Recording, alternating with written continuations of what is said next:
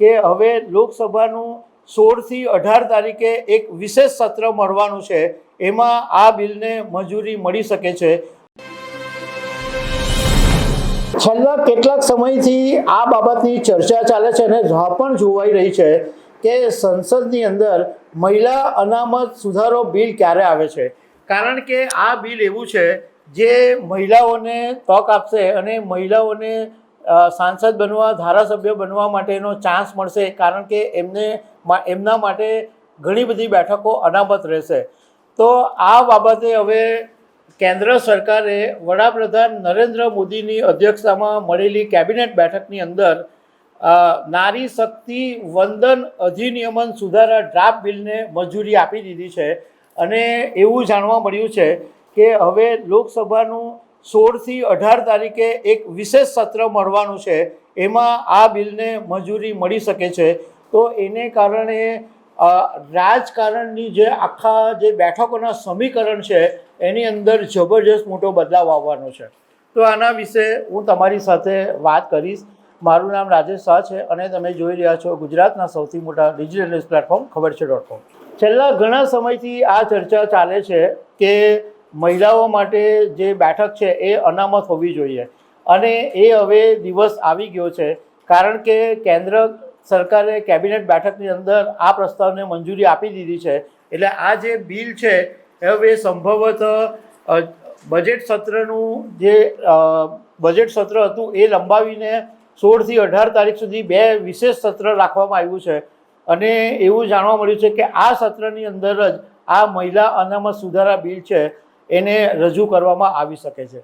હવે આનાથી ફરક શું પડશે, એટલે આ મહિલા અનામત બિલ પાસ થઈ જાય તો એની જે ઇમ્પેક્ટ ઊભી થશે, એમાં જે લોકસભાની બેઠકો અત્યારે 543 છે એ વધીને 816 બેઠકો થઈ જશે।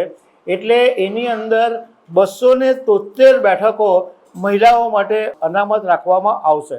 સંસદમાં આ બિલ મંજૂર થઈ જાય એ પછી 31 માર્ચ 2029થી આ કાયદો બની જશે અને મોટે ભાગે એવું માનવામાં આવી રહ્યું છે કે આ બિલને બધા જ સમર્થન આપશે અને બહુ ઇઝીલી, સરળતાથી આ બિલ સંસદ અને રાજ્યસભાની અંદર મંજૂર થઈ શકે છે, કારણ કે પ્રધાનમંત્રી નરેન્દ્ર મોદીએ પણ દરેક પાર્ટીને વિનંતી કરી છે કે આ મહિલા અનામત બિલ સુધારાને સમર્થન આપે।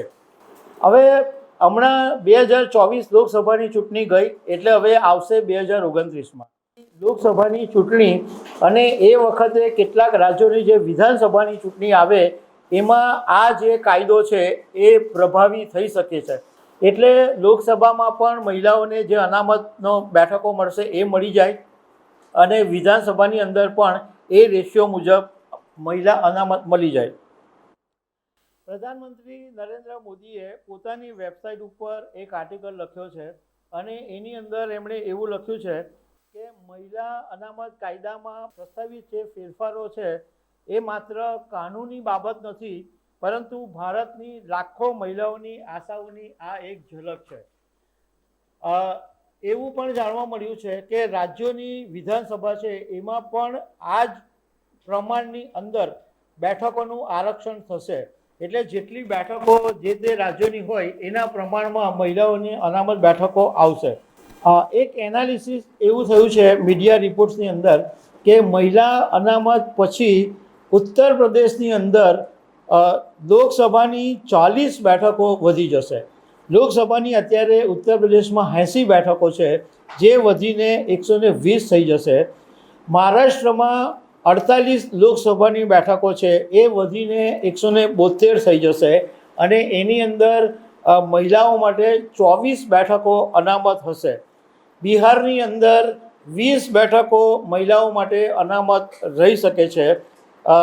બિહારની અંદર લોકસભાની 40 બેઠકો છે એ વધીને 60 થઈ જશે।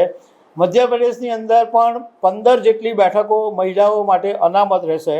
તમિલનાડુની અંદર 20, ઝારખંડની અંદર 7। હવે આ જે મહિલા અનામત સુધારો છે એની ચર્ચા આજથી નથી થતી, એની ચર્ચા લગભગ 94-95 વર્ષ પહેલાંથી થાય છે। 1931ની અંદર પહેલી વખત મહિલા અનામતનો મુદ્દો ઉઠાવવામાં આવેલો અને એ વખતે બેગમ શાહનવાઝ અને સરોજિની નાયડુએ સમાન રાજકીય દરજ્જો આપવાનો મુદ્દો ઉઠાવેલો, પરંતુ એ જે એમની દરખાસ્ત હતી એને ફગાવી દેવામાં આવી હતી.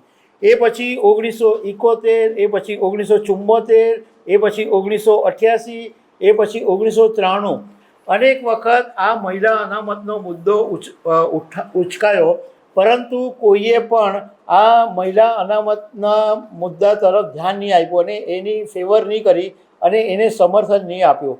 પરંતુ આ વખતે કેન્દ્ર સરકારે આ મુદ્દો હાથમાં લઈ લીધો છે અને હવે 16 થી 18 તારીખે જે સ્પેશિયલ સેશન મળશે એની અંદર આ બિલ મંજૂર થવાની શક્યતા છે.